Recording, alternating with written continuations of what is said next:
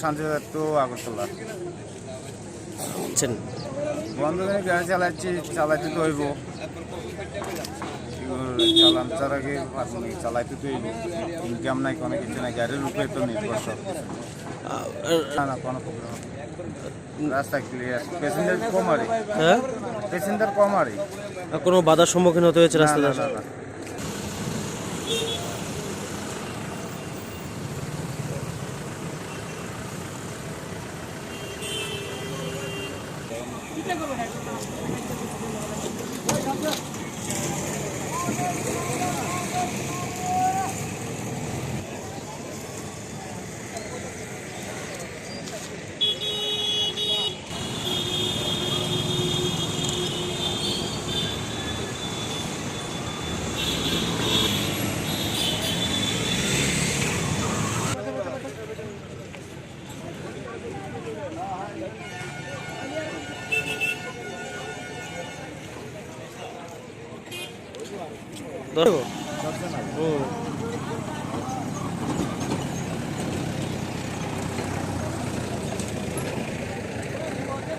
বর্তমান পরিস্থিতির উপর দাঁড়িয়ে সিপিএম যে স্ট্রাইক ডেকেছে, আমি জানি না ওনারা কি মানুষের ভালোর জন্য করেছেন না খারাপের জন্য।